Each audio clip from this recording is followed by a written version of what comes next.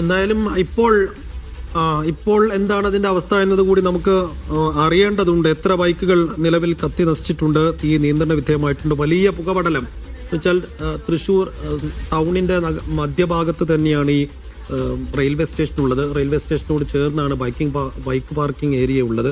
അവിടെയാണ് ഇപ്പോൾ തീപിടുത്തം ഉണ്ടായിരിക്കുന്നത്. ഇപ്പോൾ വലിയ പുകപടലം എന്ന് വെച്ചാൽ ടൗണിനെ മൊത്തത്തിൽ ബാധിക്കുന്ന രീതിയിലുള്ള പുകപടലം അവിടെ ഉണ്ട് എന്ന വിവരങ്ങൾ കൂടി അവിടെ നിന്ന് ലഭ്യമാകുന്നുണ്ട്.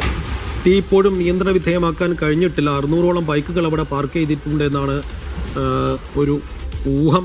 അതനുസരിച്ച് 600 ബൈക്കുകൾക്ക് പാർക്ക് ചെയ്യാവുന്ന ഒരു ഏരിയയാണത്.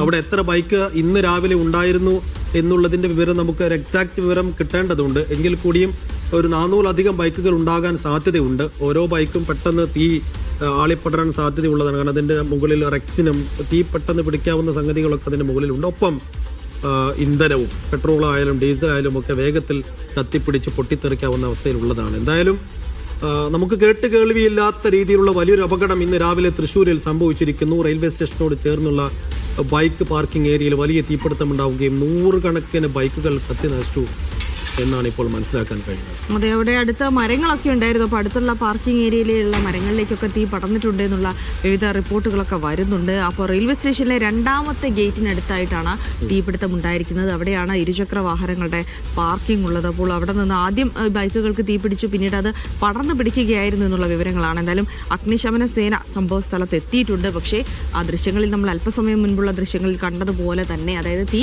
നിയന്ത്രണ വിധേയമാക്കാൻ ഇതുവരെ കഴിഞ്ഞിട്ടില്ല എന്നുള്ളത് കൂടിയാണ്. അതിനുള്ളൊരു ശ്രമം അവിടെ തുടർന്നുകൊണ്ടിരിക്കുകയാണ് എന്ന് കൂടിയാണ് മനസ്സിലാക്കാൻ കഴിയുന്നത്. എന്തായാലും അല്പസമയത്തിനകം തീ നിയന്ത്രണ വിധേയമാക്കും. പക്ഷേ വലിയ നാശനഷ്ടം എന്തായാലും ഉണ്ടാകുമെന്നുള്ള കാര്യം ഉറപ്പാണ്. കാരണം ബൈക്കുകളുടെ എണ്ണം അത് 100 കണക്കിനെന്നുള്ള വിവരങ്ങൾ മാത്രമാണ്. എക്സാക്ട് എത്ര ഉണ്ടായിരുന്നു തുടങ്ങിയ വിവരങ്ങളിലേക്ക് എന്തായാലും എത്തിച്ചേർന്നില്ല. സമീപത്തെ മരത്തിലേക്ക് കൂടെ മരങ്ങൾ കൂടി ഉണ്ടായിരുന്നു ആ സമീപത്ത്, അതിലേക്ക് കൂടെ തീ പടർന്നു പിടിച്ചിട്ടുണ്ട് എന്നുള്ള വിവരങ്ങൾ കൂടിയാണ്. സേഫ്, ഇങ്ങനെ അടിക്കടി നമുക്കറിയാം ഈ ഒരു സമയത്ത് സാധാരണ ചൂട് കാലത്ത് ഇങ്ങനെ പലയിടങ്ങളിൽ തീപിടുത്തത്തിന്റെ വാർത്തകളൊക്കെ വരുന്നുണ്ടെങ്കിൽ ഈ ഒരു കാലാവസ്ഥയിൽ നിന്ന് നിരന്തരമായിട്ട് ഇങ്ങനെ വന്നുകൊണ്ടിരിക്കുകയാണ് തീപിടുത്തത്തിൻ്റെ. പക്ഷേ ചെറിയൊരു അശ്രദ്ധ കൊണ്ടൊക്കെ വരുന്ന ഒരു തീപിടുത്തമായിരിക്കാം.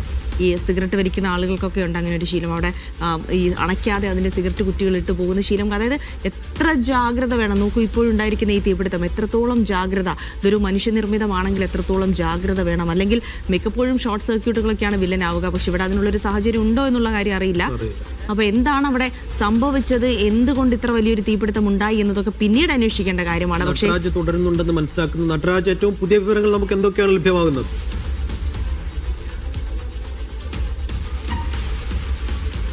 നടരാജ്, നടരാജിലേക്ക് വരാം. നമുക്ക് ആ ദൃശ്യങ്ങളൊന്നും കൂടെ കാണാം.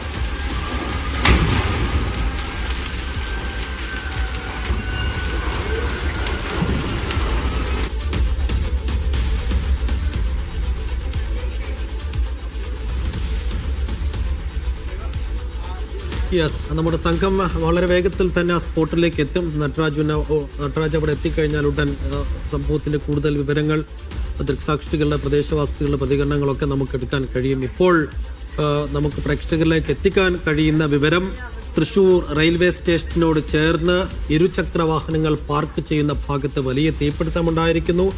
600ഓളം ബൈക്കുകൾക്ക് ഒരേ സമയം പാർക്ക് ചെയ്യാവുന്ന ഒരു ഏരിയയാണത്. അവിടെ എത്ര ബൈക്കുകൾ ഉണ്ടായിരുന്നു രാവിലെ എന്ന് നമുക്കറിയില്ല.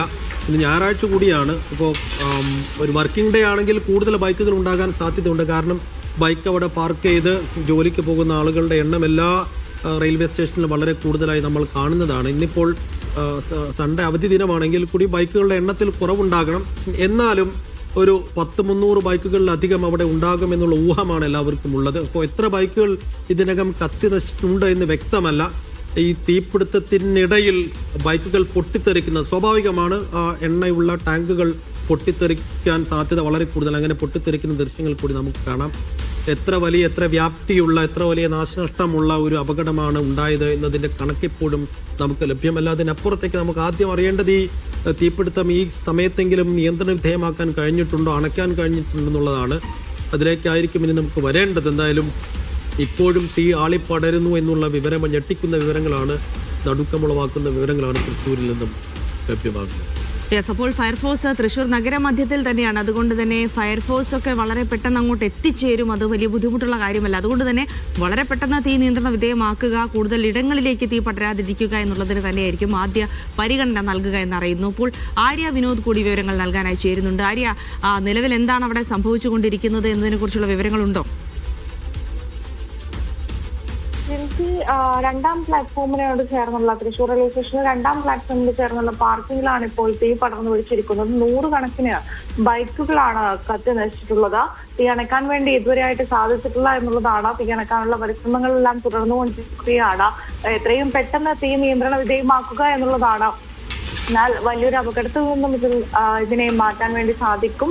അപ്പോൾ തീ നിയന്ത്രണ വിധേയമാക്കാനുള്ള സംവിധാനങ്ങളിലേക്കാണ് ഇപ്പോൾ കടക്കുന്നത് രാവിലെ തന്നെ. അതുകൊണ്ട് തന്നെ റെയിൽവേ സ്റ്റേഷനിലേക്കും മിക്കവാറും ആളുകളെല്ലാം തന്നെ എത്തുന്ന ഒരു സമയമാണ്. ഈ ഒരു സമയത്താണ് ഈ പാർക്കിങ്ങിനോട് ചേർന്ന തീ പിടിച്ചിരിക്കുന്നത്.